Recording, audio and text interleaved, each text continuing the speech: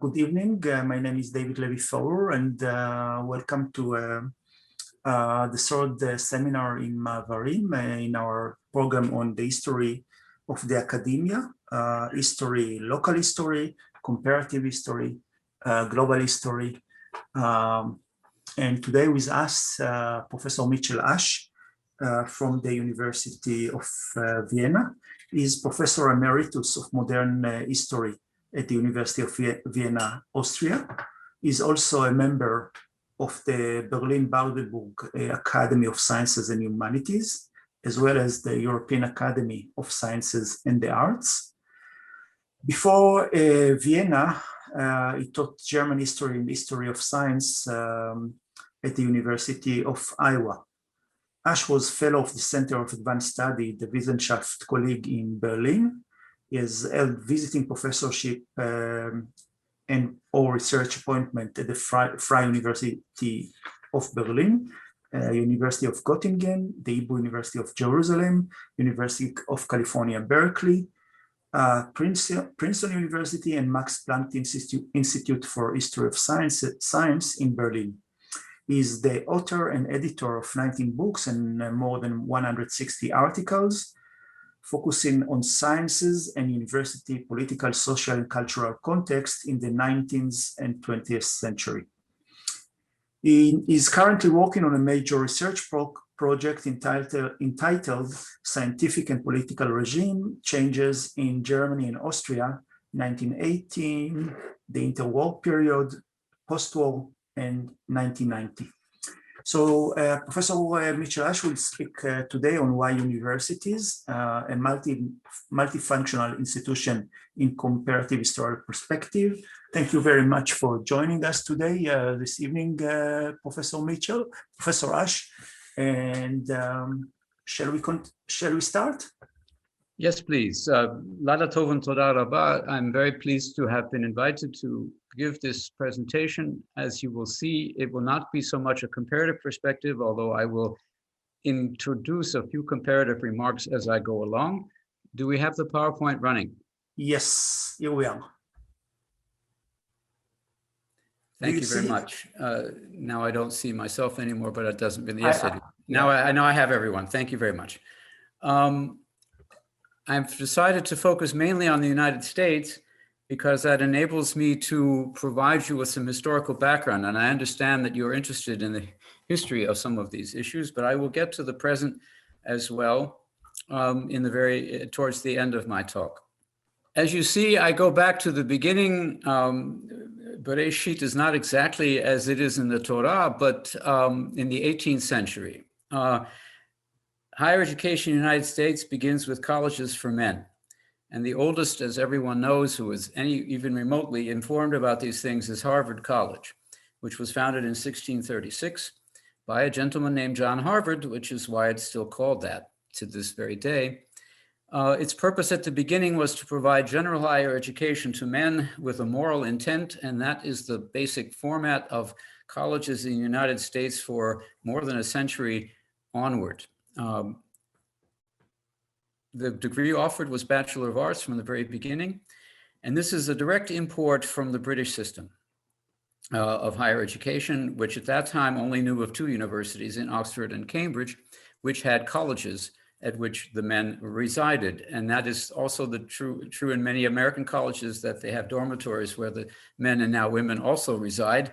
And this residential approach was also intended to include or to provide a forum for the moral instruction offered at these institutions that went beyond just academics. And this is, I think, very important to understand because it's that idea of combining intellectual and moral instruction that is at the root of the history of American higher education and still continues to dominate higher education discourse in the United States, even after the colleges are no longer the predominant institution.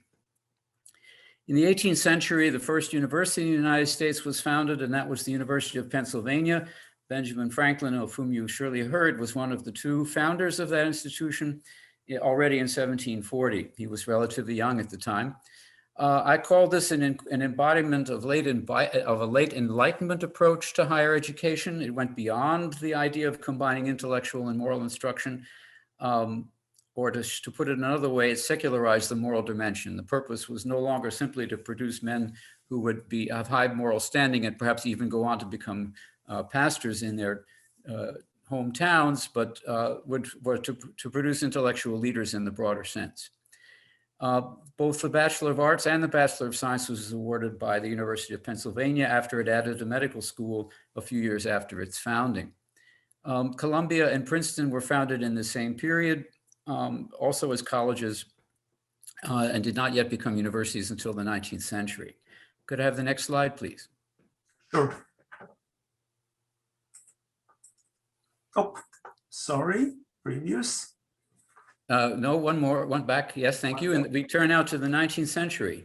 As you see, coeducation began in the United States very early, much earlier than in Europe. Here's the first comparative remark. No, you have to go back to the second. Next, yeah. Next, thank you. Oberlin College, which was in Ohio, still is in Oberlin, Ohio, was founded in 1833, and that was one of the first such higher education institutions outside of the original 13 colonies. And they took the opportunity to innovate. They opened both to women and to Blacks from the very beginning, which I find quite fascinating because many other colleges in the United States did not do that so quickly. They're still proud of that heritage at Oberlin. Women's colleges were founded starting in the 1840s, at first associated with the men's colleges, as Radcliffe associated with Harvard, Pembroke with Brown, and Barnard with Columbia. But also at this period in the 1840s and 1850s, women's colleges were founded that remained independent. Smith College in the middle of Massachusetts, Mount Holyoke, also in central Massachusetts, Vassar in New York, and Wellesley in Massachusetts. All of these institutions, with the exception of Vassar, have remained independent to this day and have remained single-sex institutions. When Vassar went coeducational, the other institutions regarded that as something of a betrayal, but that didn't happen until the 1980s. All of these institutions offered Bachelor of Arts, and some offered the master's degree during this period, but none of them could be called a university yet. We now move in the next slide to the emergence of the university as a higher education institution in the United States. This one? Just the next one, yeah. Not moving. There we go, thank you. The first such university was Johns Hopkins University in Baltimore, Maryland, which still exists, of course. It was innovative in the sense that it was originally founded as a mimic of, no, keep it back where it was, please. It went on to its own. Could you go back to the previous slide? Yeah, the previous slide is now what you see. John Hopkins. No, I don't. I see something. I see the next slide. Thank you. It began as an imitation of the German system, in which the first degree at that time was the doctorate. I don't know why it shouldn't keep moving like that. David, could you help me out, please? Yeah, what I see is what the others see. Yes, now what I see is what I'm talking about, and that's what I want to be able to do. Good. Thank you. The irony in the case of Johns Hopkins was that really was a German import, or at least was intended to be a German import, but it didn't last very long because they kept the PhD, of course, as a research degree, but they returned to offering the bachelor degree as all other American colleges were offering at the time, because the parents of the students at this institution saw that degree as being more marketable than the PhD. And they complained about this institution being too innovative for its own good. So they switched to that. And from then on, all American higher education institutions that have a PhD degree have 3 degrees: the bachelor, the master's, and the PhD. And this 3-degree approach makes the American system unique, I would argue, from the very beginning. There is a lot of talk in the history of higher education research about the American university being some kind of import from Germany. That only is true, if it is true at all, of graduate education, of the degree, the PhD degree as a research degree. But even the PhD as a research degree, here is my next set of comparative remarks.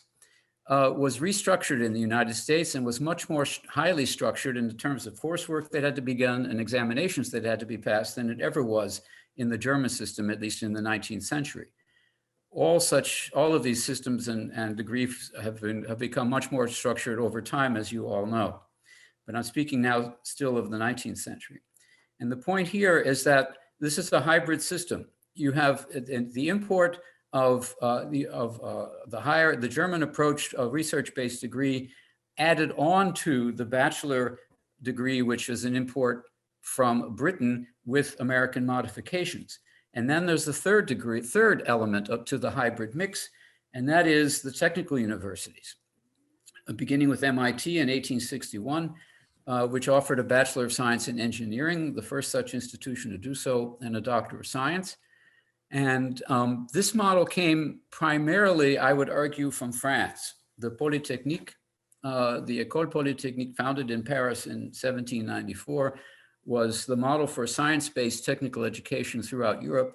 And this is what was intended to be established at MIT as well. So you have multiple kinds of institutions called higher education institutions in the United States, and they come from multiple historical sources. And this is why I felt it was important to take a historical approach so that you understand just what is unique about the American approach. It is a mixture of multiple European influences, all modified in the United States. Could I now have the next slide, please? Sure. Let's see if this See if it works now. Is it well? Edmund, Nope, it didn't JJ? move. If I move my thing, I can click next and see if that helps. Nope. Yes. No, I'm in control, and what you should. Oh, okay, should look, you're should fine. look at You're the- fine. at Thank the you very screen. much. Yeah. The question becomes whether the state university in the United States is something of a smorgasbord, an all of the above approach to higher education. One indication that this was the case is a speech by Edmund S. James, the president of the University of Illinois, given in 1905, called The Function of the State University. He said in that speech that a full-fledged university of the modern type includes colleges of liberal arts with associated graduate schools, law, medicine, and dentistry, and schools of music, library science, pharmacy, and education. Now, these are all schools of X, Y, or Z, and you will note that with the exception of liberal arts, all of them lead to some kind of professional qualification. And that is what, in James's mind, was unique to the state university in the United States, that it was never entirely intended to be higher education for its own sake, or even research for its own sake. That was in the College of Arts and Sciences, perhaps. And there too, you could have professional preparation in the sense of being prepared for the academic profession. But in terms of qualifying for a profession, you needed these other schools to be a full-fledged university of the modern type. And it is thus no accident that it was in the public universities that the bachelor degree became a professional qualification for the first time anywhere in the world. I'm thinking of fields such as nursing and social work, where you actually can earn degrees such as Bachelor of Nursing, BN, and later a Master of Nursing, or social work, BSW or MSW. These degrees are still offered in the United States and are professionally qualifying degrees. This is, I think, quite unusual in the American system, that you have this kind of a mix. Later, it came to be called, Clark Kerr called it in the 1960s, the multiversity, because it had multiple functions from the very start. And no one thought that this was a problem. In Germany, this is still a problem. If you want to have a professional school, you usually have to found it separately from the university. This is still true for social work and fields like healthcare fields such as nursing in many German universities. So could we move to the next slide, please? Sure. That leads me to give you a brief kind of recipe account for the secrets of success of the American university, because they're already there in 1900 and they're still there today, it seems to me. First, the first secret of success is diversity of institution type. You have the college, as I've already suggested, the graduate school of arts and sciences, or of medicine, or of law, each of which require a bachelor's degree for admission, which was not always the case in the United States. And the technical university, all of these exist and prosper simultaneously, and no one thinks that there is a problem with that. You also have diversity of ownership. Privately endowed religious or entrepreneurial higher education institutions exist alongside publicly owned state or city institutions. And no one seems to have a problem with that unless the entrepreneurial institutions turn out to be fraudulent. See Trump University. But that is a separate situation. So the argument that dominates higher education policy discourse in Germany, for example, and to a certain extent in France as well, where the university should belong to the state or to civil society, is in the United States not an argument at all. It is both, and no one is arguing that it should be anything but both. And it is precisely this diversity, which in Germany would be regarded as a heresy and as horrendous, and perhaps in Israel as well. I don't know. Perhaps I will hear about that in the discussion. In the United States is not an issue because no choice is required in principle. Could I have the next slide, please? Sure. There are problems, of course, with this kind of success. The first is not a problem at all, but it is in fact a positive point in respect to secrets of success. The greatest state universities in the United States do not choose between teaching and top-level research. They combine outstanding research at the upper levels. I'm thinking of institutions like Berkeley, UC Berkeley, or San Diego, Wisconsin, Texas, at Austin, and broad accessibility to basic undergraduate higher education, which reaches all the way down now to junior colleges. And it seems to me that at least at the level of the state universities, this is not an issue anymore. How to achieve such access is an issue, and I'll come back to that point in a few minutes. But the idea that somehow high-level research and basic access to higher education are antagonistic to one another is sometimes brought up in American debates, but it's nothing like as an antagonistic issue as it is in other countries.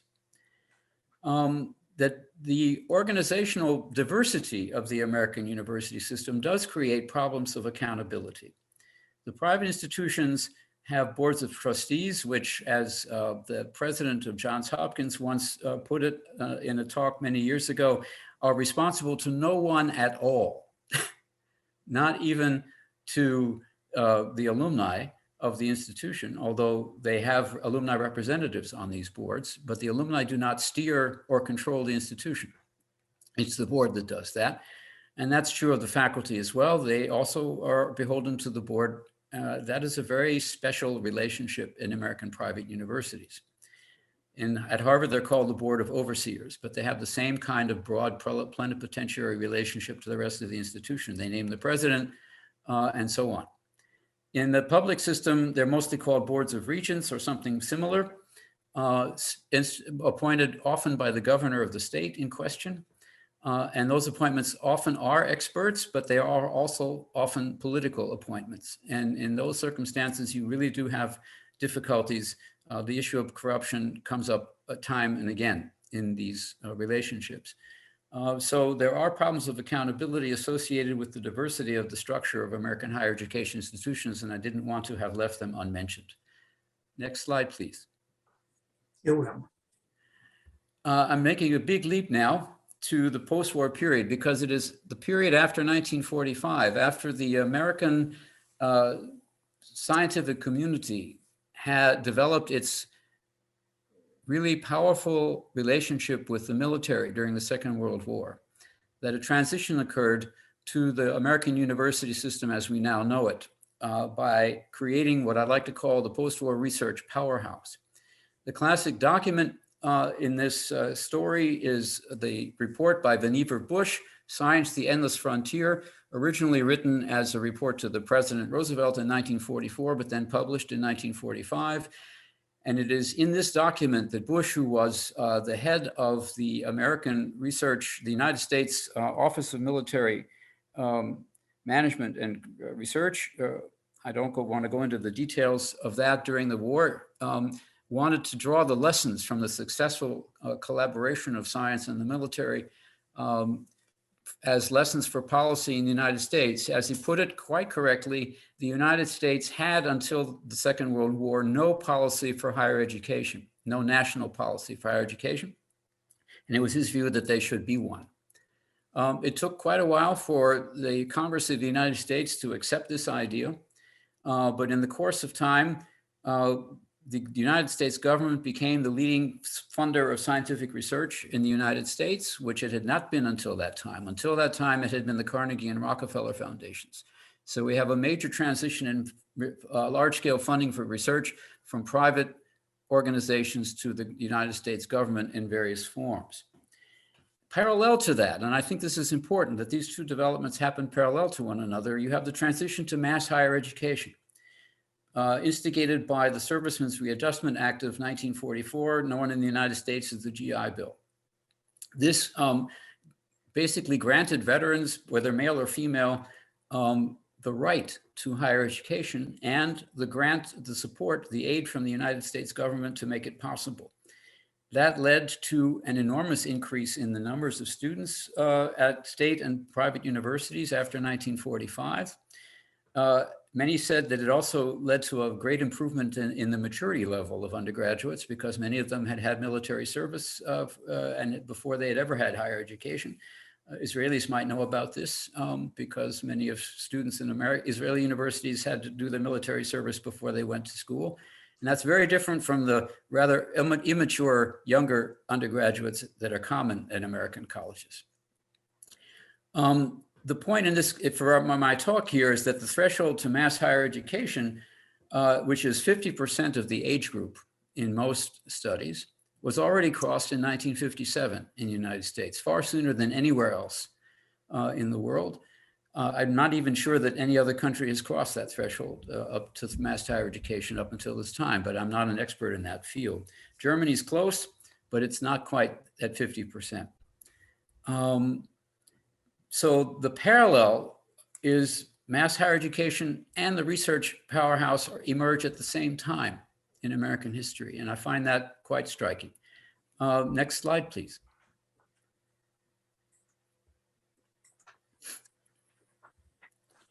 Just a little bit of alphabet soup so that you get some idea of just how complex this development was. The only national research organization to support research funded by the American government, aside from the Geological Survey and the Oceanographic Survey, was the National Institutes of Health, originally called the Hygienics Laboratory and located in a single room in 1887, but it had grown to its own building already by the time it was renamed in 1930. This all exploded after 1945 with the Atomic Energy Commission in 1946, the National Science Foundation in 1950. ONR is the Office of Naval Research, the first military-based funding organization, founded in 1946. The Air Force followed quite quickly, and direct funding was provided also by the Defense Department without going through any of the service-based agencies. It was nonetheless possible to do high-level scientific research, even in fields like physics, without military support, as the example of the emigre physicist Hans Bethe and his Department of Physics at Cornell shows. Bethe refused in principle to accept funding from the military, but they did not become poor as a result. Added to this mix was the National Aeronautics and Space Administration in 1958 and the National Endowment for the Humanities in 1965. As ever, the humanities are lag behind in all of these trends to the large-scale research funding. The social sciences, on the other hand, were already there before 1945 with the foundation of the Social Sciences Research Council, which still exists and is still a major agency for funding in the social sciences, but it is not an agency of the United States government. So here again, we have the mix of state and civil society continuing into the emergence of the research establishment. And all the while, Ford and Rockefeller and Carnegie continue to do their work, although they shift their strategies now because they are no longer the primary supporters of large-scale basic research. And they focus on specific program-driven programs of various kinds, which I won't go into detail here about because it takes too much time. I do want to talk in the next slide about the structural changes that happened as a result of the emergence of the research powerhouse in the United States. Could I have the next slide, please? Yes, you got it. You have it. It's there. Now it's coming. Thank you. What emerged was a new research establishment that was attached to the universities, although not in every case. Fermilabs in Illinois, for example, is not attached to any university. But the Jet Propulsion Laboratory at Caltech certainly is an institution of Caltech, as is the Radiation Laboratory at Berkeley, now called Lawrence Livermore. There are many other such huge research establishments which are primarily dedicated to research, but where many of the members of these, many of the senior researchers in these teams are also members of the faculty at the institutions involved. So they are linked, these research institutions, with the university, but they are usually linked by contract. That is, they're still separate. They have their own institutional arrangement and are separate from the university in a formal sense. But they're linked by these arrangements that I just mentioned with faculty memberships and the like. It's a very unusual situation and not so common anywhere else as far as I know, at least not on this scale. The reverse of that would be a Max Planck Institute in Germany, where you have people who are members of a Max Planck Institute and also teach as honorary professors at a university. But they're not full-scale faculty members there. They don't get their salary there. They get their salary from the Max Planck Society. But they nonetheless can supervise dissertations and teach at universities. So there is a kind of analogous relationship, but it's certainly not the same. This shift leads to a radical shift from teaching to research in strongly funded fields, primarily in physics and biology, but also in many others, such as space research. And that has implications for the status of the humanities, which had until this time been the leading disciplines in the area of general education, not just classical studies, but also history and many other fields. But with the rise of the research establishment, their prestige shifts, I would argue, in favor of the hard sciences and technology. But also this shift can be observed within the social and medical sciences toward quantitative methodologies. Not so radical perhaps at the beginning, but over time, more and more. Could I have the next slide, please? Sure.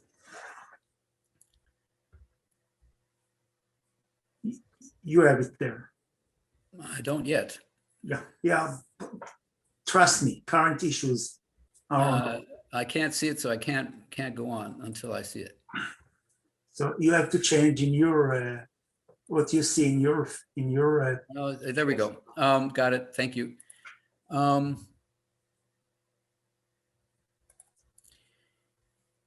issues.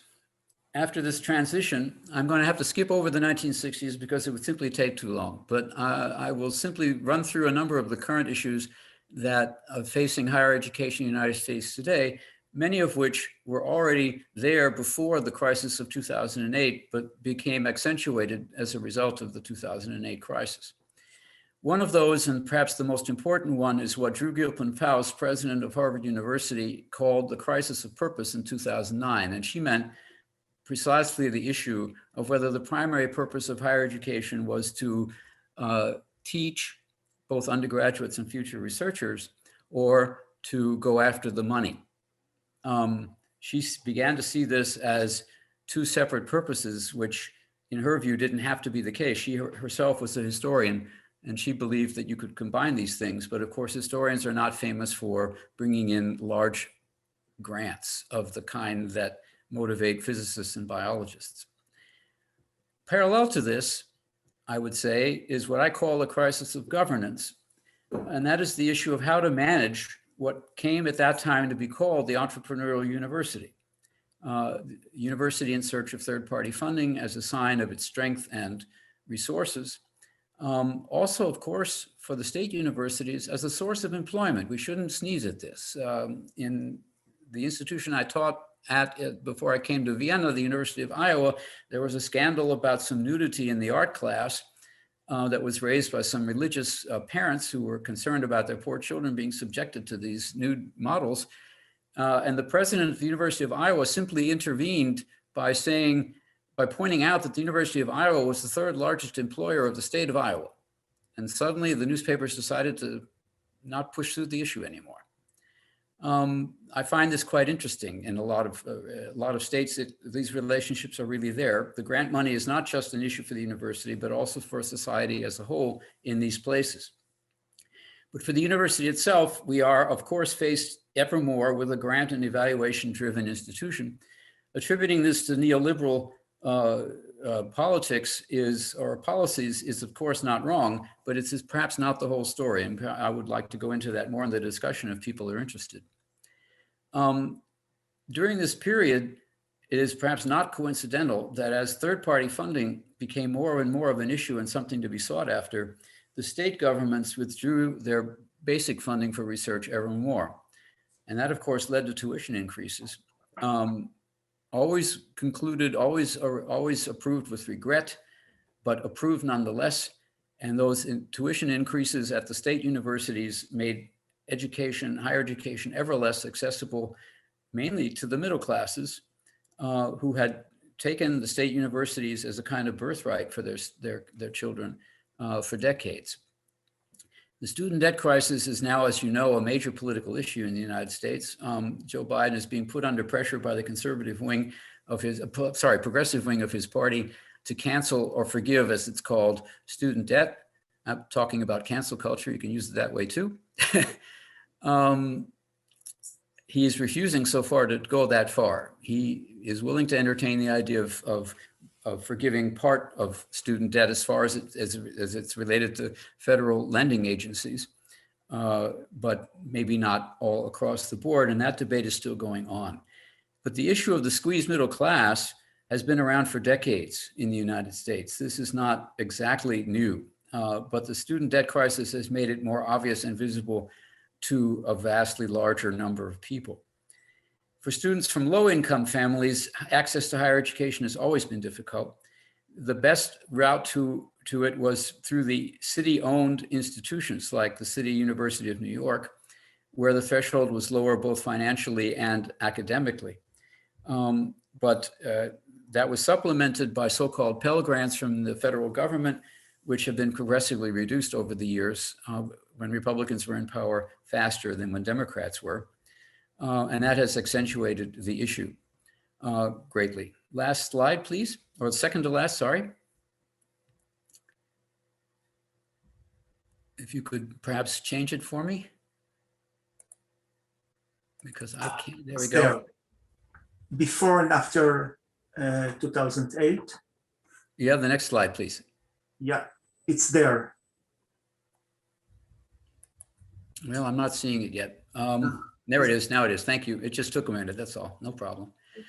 Where do I get the? Move this back. The current challenges are perfectly clear to almost anyone who tries to keep up on these issues. First, there are challenges to the research powerhouse itself. Commercial versus research priorities. Who gets the patents? Can universities conclude patent agreements with corporations? Yes, they can.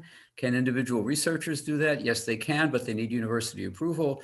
Very complicated issues arise here depending on what the patents are patents for. But you can patent laboratory-created organisms in the United States, which is not possible yet in Germany, as far as I know, or even in Europe as a whole. So the issue is very broad indeed. But there's a second challenge to the research powerhouse, which is more recent, at least in people's awareness, but it's been there all along, and that's the challenge of China. It will not be very long before Chinese becomes the leading scientific language in the world. That is something that most of us are not going to be able to deal with very well because we don't know Mandarin and we can't even read pictograms. But the Chinese have worked very hard at creating an entire system of higher education at all levels and of all types. And they have the same level of diversity in their types of institutions in China as they have in the United States, with the exception of ownership. Ownership is the state in almost every respect. Private universities in China would be very difficult to maintain. But the diversity of institution type is just as great in China as it is in the United States today. And their research productivity is undisputed. At the top levels, at least at Tsinghua University and other such places, the English of the students is also good, and the productivity is high, and the research quality as well. So the challenge is there. also from this perspective. Coming back now to politics in the narrower sense and not just policy issues, the American university system is faced with a two-pronged political assault. I would call it, and many others have called it, an assault on liberal education, but I'm putting that in quotes because it is difficult for people to agree on just what that is, just what liberal education actually contains or should mean, and assaults on research freedom and freedom of discourse at universities. From the left, loosely speaking, you can speak of discourse and deconstruction wars that have been there already for 30 years or more, but are getting ever more intense. The demand for so-called safe spaces you may have heard about that undergraduates have been pursuing, where they are safe from what they regard as insulting male-dominated terminology, patriarchal discourse, you name it. It is now under censure, and many higher education institutions in the United States are now, in fact, introducing requirements that gender diversity and the like be considered not only as a hiring qualification, but the attitude of the person hired towards these issues is also to be discussed alongside their research productivity. It's not yet across the board, but it is a trend that is advancing as we speak. Black Lives Matter has been added to this mix, but it's not new, of course. The civil rights movement began much earlier.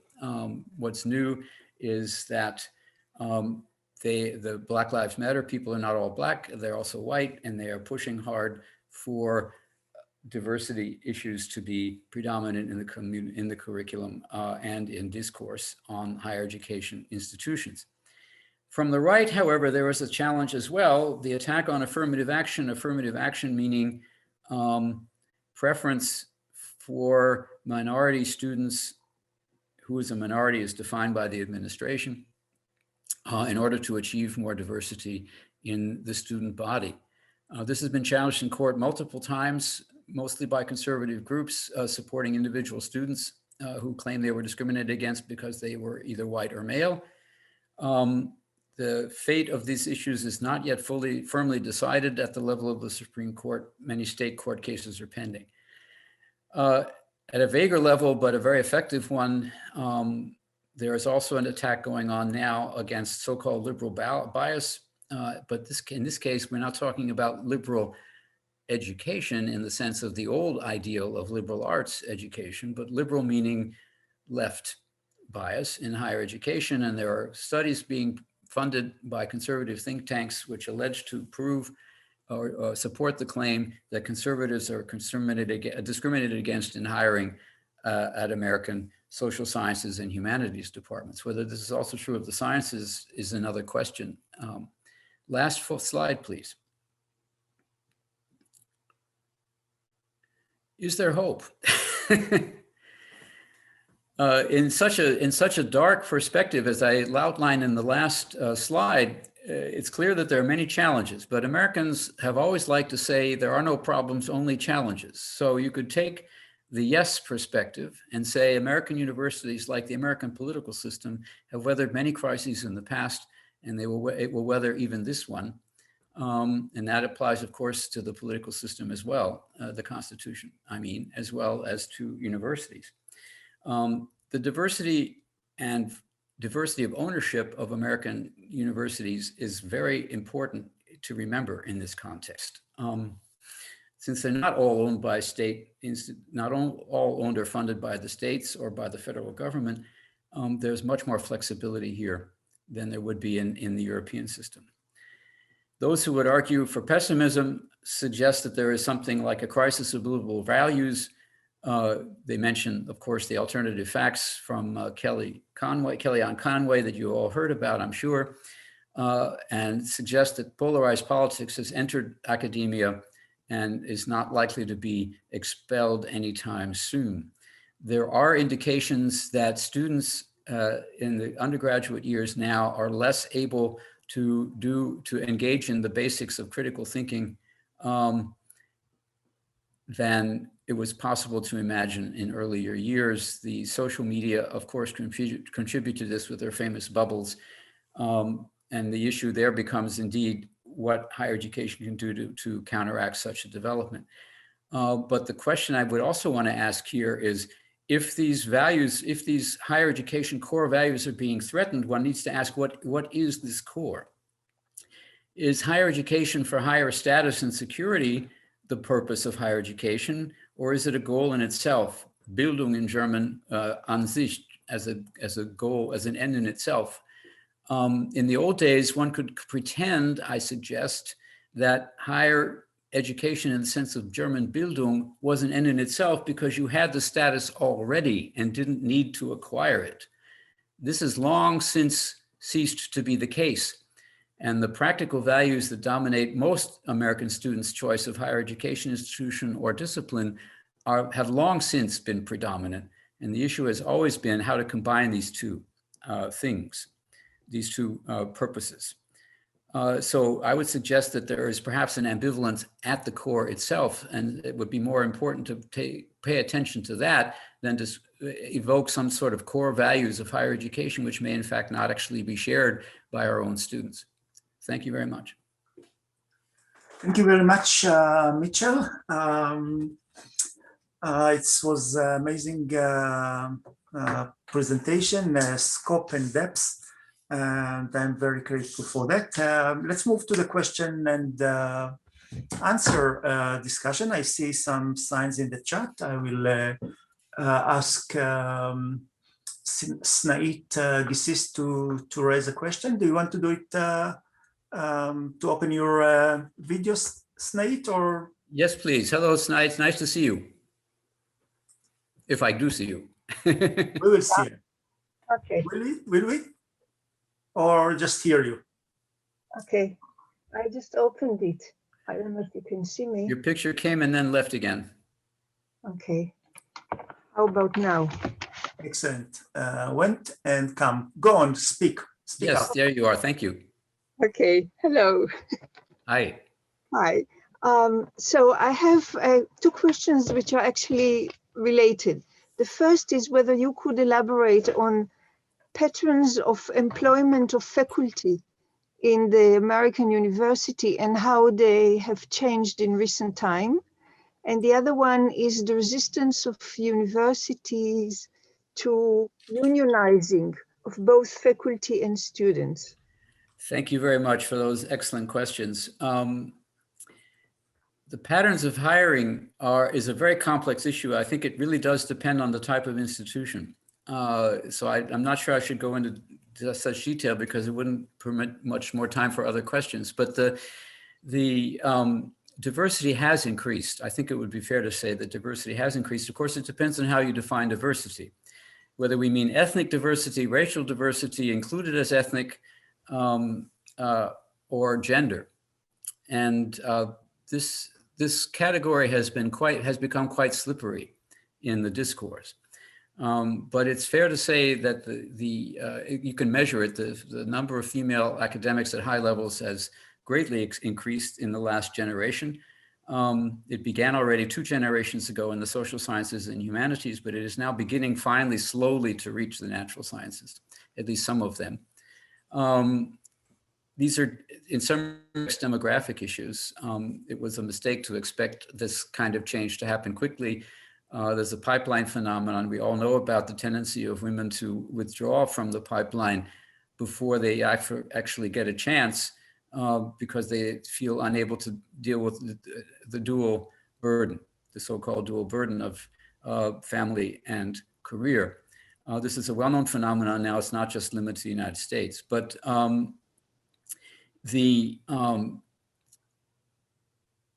if diversity becomes an issue of politics, the conservatives complain that the higher education is much less diverse than it was in the past.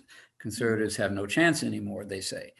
I don't know if this is actually proven, but it is a claim that has advanced ever more insistently in the last 10 years. So we're back to the slipperiness of the category diversity. Your second question, please remind me. The unionizing. Unionizing, oh my God, I could go on and on about that because my first year at Harvard was the first effort to establish a graduate students teaching fellows union. And I dare not tell you how long ago that was. So you are absolutely right to bring this up. the resistance is quite persistent. It's very long-term. Part of it was originally related to a kind of, shall we say, false consciousness, in Marxian terms, the idea that we academics are too good for this. We shouldn't be in unions. We're above that somehow. That, I think, has pretty much disappeared, this kind of attitude. But that doesn't mean that universities have been willing to allow unions to take over. In the state institutions, this is where my point of institutional type is relevant. In the state institutions, you do have civil servants unions, at least in some of them. And the regular staff and employees are often unionized, but not everywhere. A lot of this, of course, has to do with the weakening of the trade union movement in the United States as a whole. Current level of organization is under 10%, very hard to imagine in Israel, I would think. Thank you. Professor Drori, Gili Drori, please. Hi, good evening, Professor Ash. Thank you for this most sweeping review of American higher education. I have a question about the relation of the US to the world right now. You mentioned China. You obviously mentioned the origins that are European of the American higher education system or academic system. But is Europe influencing the US in any other way? And if not, why? What? What is Europe? Because the Bologna process is. This is, of course, a very, Europe is as slippery a concept in many ways as diversity. But I won't go into detail about that. But there are multiple interactions amongst the European and American higher education institutions. Exchange programs, various kinds of things, also nationally based, like the German Academic Exchange Service and the like. And these at Fulbright program, I'm on the board of the Fulbright Commission here in Austria, and these are vibrant and prosperous and quite successful efforts. And I don't see them as being threatened yet. But it is true that the European languages, for example, are less often chosen by American undergraduates than they were in the past. Fashionable parents have their kids learn Mandarin in high school because they see the future. And once you've made that commitment, you have an interest in pursuing it further. So there is a tendency to choose other languages than the classical European ones. But it's not fair to say that they are gone. They're not yet. But they are being increasingly shrunk and included in so-called modern European languages departments rather than German, French, or Italian, which indicates this is a response to student demand, or rather its decrease. So that is an issue that, of course, should be of concern. At the same time, Yiddish studies is probably more prosperous in the United States than it is in Israel. So this is, I want to always keep putting these things in perspective. For every trend, there's a counter trend in the American system because it is so huge. But you're right to ask the question because the European-American relationship is not just a question of diplomacy.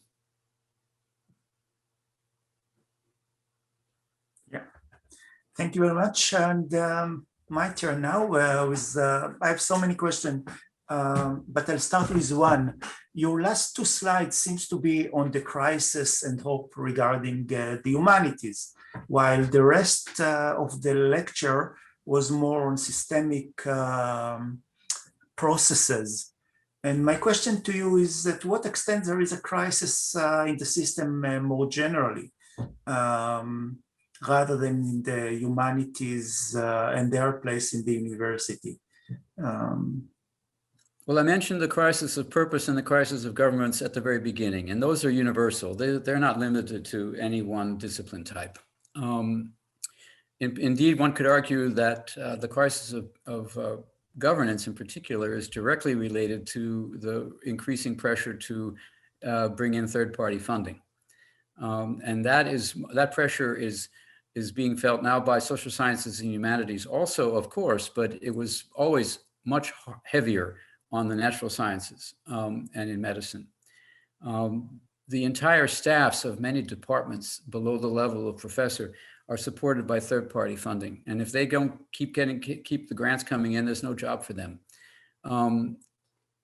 They often have a university affiliation, but they're not actually paid by the university. Is something American, or is it more globally European as well as, say, Asian?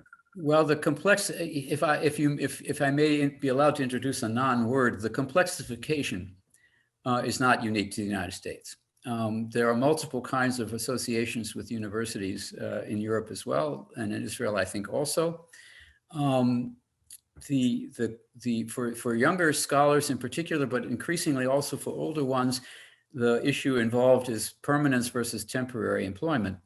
If you have to go from one project to the next, you're not actually permanently employed. The scientists that I'm talking about that have to keep the grant money coming in are also temporarily employed, but nobody thinks of them when they talk about this issue in public. The issue in public is mainly limited to social scientists and humanists, who of course are more vulnerable in many respects, but the natural scientists are just as vulnerable in their own way. And I like to keep bringing this up because this awareness is not always present among social scientists and humanists. The medical field is not dissimilar. In many respects, universities with large medical establishments also are living mainly from third-party funding. And the number of permanent positions is actually quite small. And some of them are clinic positions and not even academic teaching positions. Yeah. So I'll take the right to ask another question is, what is the most interesting, innovating, promising innovation, institutional innovations that you can identify, if at all, in the European, US, Asian system? That's a very good question. I would have to think about that a little bit. I guess one of them is indeed associated with the entrepreneurial university, and that is the idea of team research also in social sciences and humanities. Team research. Can you elaborate? Well, in the natural sciences and in medicine, research is done in teams, and that's a matter of course and has been for some time. Even when an individual has an idea that he or she wants to pursue as his or her idea, the idea of doing that alone is is practically not possible. You require support staff, you require additional partners in order to make the field actually available, open it up, not just for third-party funding, but for exploration scientifically. So it's not just a question of neoliberal. That's what I meant by my skeptical remark earlier about neoliberalism driving everything. It's also a question of how the sciences have evolved in time. The Nobel Prizes in that respect are actually quite anachronistic because individual discoveries are extremely rare now. It's about teams. And the idea of extending that to the social sciences and humanities was resisted quite strongly for a long time. But now, since around 2001, it's become official policy of the funding agencies to prefer interdisciplinarity. And whether that's a good idea or not can be debated. I'm not sure it's a good idea, but it's now part of the preference. And that's part of the crisis of governance too. If you want to prefer interdisciplinarity, then you have to think about the department system at your university and whether it's functional from a research point of view. It may still be functional from a teaching point of view, but then you get an increasing divide between the teaching and research functions of universities. And this is what Jude Paus was talking about when she talked about the crisis of purpose. So even the innovative features, because I do think, maybe I'm a bit of a heretic in my field of history, but I do think that even history can benefit from team research. It depends on what issues it is you want to approach. Not the monograph, single authored monograph is still the Bible, is still in my field, still the path to success, but that doesn't mean it's the only way to do historical scholarship. Yeah. This is fascinating, and maybe we can do a video, 10 minutes video, and distribute it all over the country on this topic, because so I'll speak about that with you later on. And I say this as someone who is himself working on a single authored monograph. Very old-fashioned. Yeah, but you know, so innovativeness doesn't have to be self-made. You just have to recognize it, maybe project it, or raise the difficulty becomes, in my view, when the difficulty arises when innovation is somehow mandated by public policy. That almost never works. We don't want that. That it just doesn't work. You have to enabling innovation can be public policy. That's the difference. Yeah. But we need to work on the culture of making research, the practice of research, and reflect about it and so on. So that's why I mentioned teams. Yes, exactly. Yeah. Another question, the last one, yes. Somebody. Can I ask a question? Yes, sure. Who is that? Yaakov Bergman. Please, Yaakov. My question is, how is public higher education in the US accountable to the public? And how is it compared to accountability in the UK, for example, where they have, for example, the research excellence framework and the teaching excellence framework? The US doesn't have it. That's correct. The United States never did have a national policy with regard to these issues. It now does have a science policy, as I mentioned in my talk. But with respect to teaching, all the Department of Education can do in the United States is encourage, nudge, as it's now called in political science jargon, the states to move in certain directions. And the private institutions can only be influenced to the extent to which they receive federal funding. So the idea of having a research assessment exercise, as it was originally called in Britain, on a national basis is simply foreign to the American system. What they've tried to do is institute teaching standards at the higher education level analogous to the ones they've been trying to introduce at the secondary level, where there are standard tests and students' performance on that test will become somehow an indicator of quality of teaching. This has been, in my humble opinion, laughable from the beginning, but conservative politicians have been pushing this because they think it improves accountability. And now we're back to your question: what is in fact accountability? At the level of the state universities, they are now called state-supported universities because the majority of funding of these institutions doesn't come from the state governments anymore and hasn't for a long time. So they're now called state-supported, but their legal structure remains linked to the state. So the boards of regents have been the avenues of accountability. But historians like to distinguish between the formal and the real constitution of a state. And in this case, you can do it too at the lower level.